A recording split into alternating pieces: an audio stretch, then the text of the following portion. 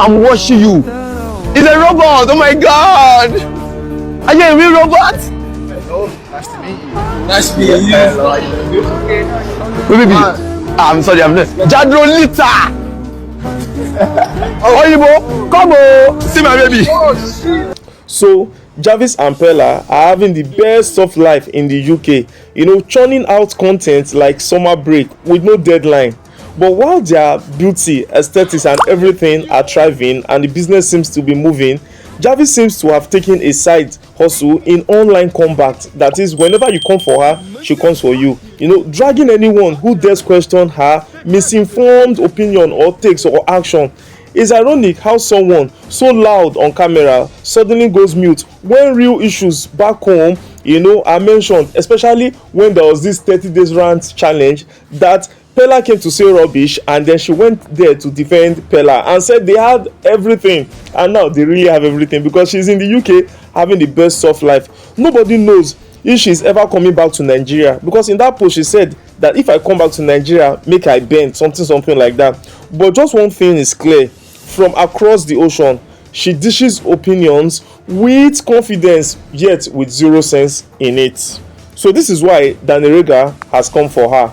He says Javis had issues with the 30 days rant challenge that was about fixing Nigeria for Nigerians, but here she is enjoying a foreign country that is already fixed, the height of hypocrisy. That was what he commented on an Insta blog post where he says Nigeria is set to lose one of its talented citizens to the UK as Jodalita, that is Javis, vows never to return to her home country. In that post, we see her saying, if I come back to Nigeria, call me bastard. Now let's quickly dissect what Dan Regha has said, and let's look at the pros and cons and see if it is Dan Regha himself that is being hypocritical. So Dan Regha is trying to hold Javis accountable. Regha is drawing attention to what he perceives as inconsistency. Javis opposed a challenge aimed at fixing Nigeria, but now seems to prefer living in a country already developed.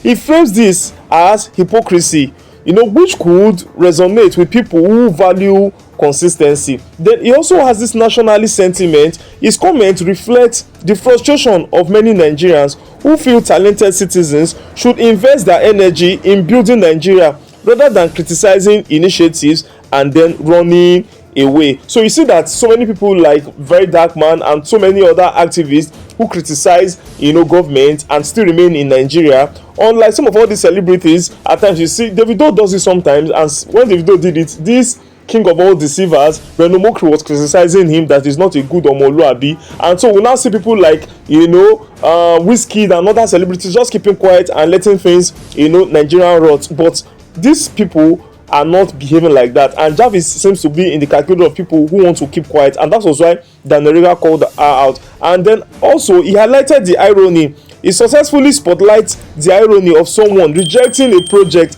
about fixing Nigeria while celebrating the benefits of another country that is already fixed.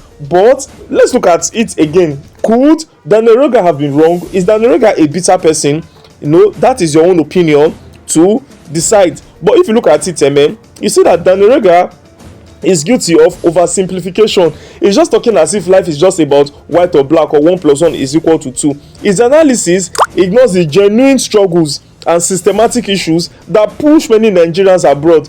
Criticizing someone for leaving does not address the root causes: poor governance, insecurity, and lack of opportunities for the young people in Nigeria. Then his framing is also one-sided. By tagging Javis as hypocritical, he ignores the possibility that Javis might have had valid reasons for criticizing the 30 days rant challenge. Not all criticisms of such movements are bad faith, because Very Dark Man also once criticized the Nigerian youth movement at that time because of the way they were going about it.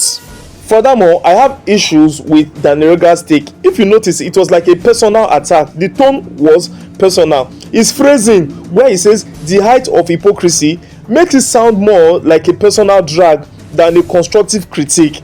This can weaken his position or his argument or whatever it is he's taking, and make it look like a clout chasing, or as if he has something against this little girl. But let's look at it again now. Was Dan Regha being hypocritical? Was he bitter about this whole thing? If you ask me, in my opinion, I would say yes. Now, yes, potentially, Daniel often criticizes Nigerians who emigrate, yet he himself comments mostly on Twitter without offering concrete solutions to Nigerians' structural problems. If he also enjoys or would accept opportunities abroad, calling Javis hypocritical looks selective, and to me, it is selective outrage. Now, if you look at it again, if his consistent position is that Nigerians should contribute to national development rather than running away, then his critique is in line with his general philosophy, even if it comes off as harsh. This is other thing I look at it, that yes, at times he may not just be fully hypocritical, but because sometimes he keeps doing this thing, his critique may be good for us to actually make amendments, and then when Jadrolita sees this, maybe she will come to her senses and stop attacking people who are criticizing her, and then start accepting the fact that she has to have what we call the positive impact and have a culture of social responsibility to the people who have made her. And I look at it, and my opinion is that Dan Regha raises a good point about consistency, but his take is actually weakened by oversimplification, as if it's just 1 + 2 = 3. It is not always so in Nigeria. His personal tone and the fact that many Nigerians live out of necessity, not hypocrisy.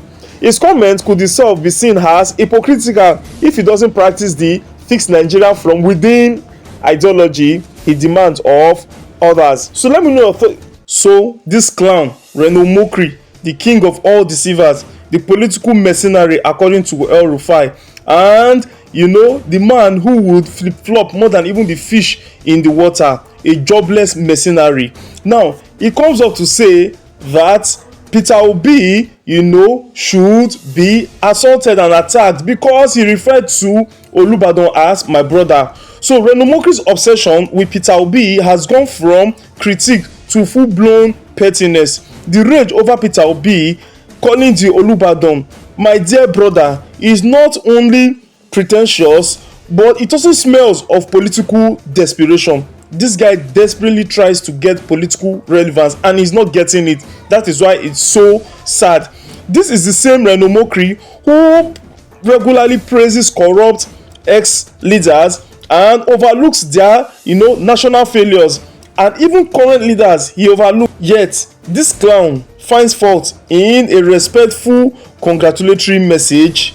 If class and diplomacy are the benchmark, Reno Omokri has failed both, because this guy is at the bottom of all-time low, and he has become so petty that he has even lost more relevance than he even had a little. Always loud, never wise. His selective outrage only exposes his deep insecurity about Peter Obi's growing popularity, because this man has zero popularity. Even in his place, he cannot conduct a world election in his own local government, and we not talk of a local government election. This guy has never sat for any political office in his life to contest an election and win, apart from where he is appointed. Now, so instead of offering substance, Reno thrives on noise. The real question is, who made Reno custodian of royal protocol, especially that of the Yoruba, that you see him always pandering and gravitating towards this Yoruba culture so that he will gain some form of relevance, and then maybe President Tinubu will make him an ambassador, which will never happen. So Reno Omokri's clout chasing clout chasing in Agbada does not make one a cultural authority, and this guy needs to be ashamed of himself. So Reno Omokri, as usual, displays what we call the selective outrage and hypocritical double standard. Reno pretends to be the guardian of Yoruba culture, yet his criticisms are selective. Politicians from across Nigerians often use informal or brotherly tones when congratulating monarchs, while single out Peter Obi. If an emir or even Buhari addressed a Yoruba monarch warmly, Reno wouldn't react this way. This is less about respect for tradition and more about a personal vendetta against Peter Obi. And if this man does not leave Peter Obi's matter, he's going to die on Peter Obi's matter. And then another thing you see is misplaced priorities. Reno is so much fixated on the English word my dear brother, because in his own life is full of bitterness and there is no brotherliness in his place where he comes from. And so rather than the substance of the message that Peter Obi was actually trying to pass across, the core of Obi's message was respect and celebration of Oba Ladoja's historic, ascension to power. Attacking choice of words, trivializes the significance of the event. So Reno Omokri trying to now come and drag Peter Obi on this matter is even putting a stain, a dent on the whole process of Ladoja's, ascension. And this is why people who support Ladoja should call this man to order and tell him to desist from what he's doing. Nigerians care about leadership that delivers, not about petty words policing. So Reno's obsession with Peter Obi, every move exposes desperation. He's trying to be desperate, and this guy has never held any political position in his life where he would have to be voted for, because he has zero popularity. And this is hypocrisy, in his critique. Reno accuses Obi of being low cultured. How can you use that word on a presidential candidate? And he said he's fit for the market. Now, who should be fit for the market? It's Reno Omokri, because Reno Omokri behaves like somebody from the gutter. He does not even behave like somebody who schooled in the United Kingdom he claimed to school in. But Reno himself regularly deploys insulting, rough words online. He's calling somebody that the person, is fit for market and low culture, but he uses words, that are fit for gutter online. He cannot claim to defend class and diplomacy while constantly, demeaning others. Now, his track record shows inconsistency. This is what this same man that said that Tinubu, can never become a president. Tinubu is drug baron, is drug lord and all of that, because he's not getting money to sustain his foolish lifestyle. He's now coming there to praise Tinubu. He praises politicians when it suits him and ridicules them when politically expedient, that is, he's not going to be getting money from them. That undermines credibility. And then this man ignores cultural reality.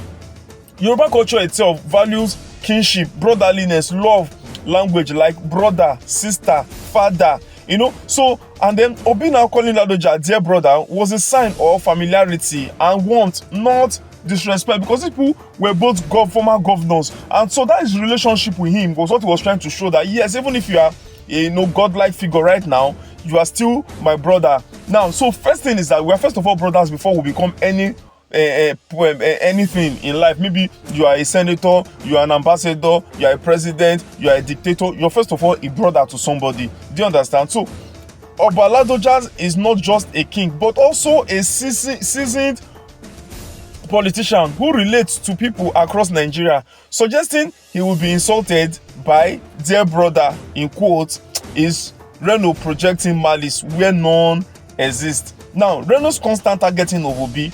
Reno has built a pattern of relentless attack on Obi. Every statement, every gesture becomes his weapon for cheap clout, that exposes bias and obsession, not objective critique. Anything he must say, and so now he has lost relevance. So instead of constructive debate, Reno chooses insult. Nigeria can see through the pattern. His fixation is more about political rivalry than genuine defense. And then lastly, this clown, Reno Omokri, the people of Ibadan celebrated Ladoja's coronation. Peter Obi added his voice in goodwill. Reno chose to make it about himself, trying to generate controversy out of thin air. By placing himself above the mood of the people, Reno comes across as petty and attention-seeking. His attack diminishes him, not Obi, and this is why this man should be ashamed of himself. And then I conclude by saying, Reno Omokri's criticism is hypocritical.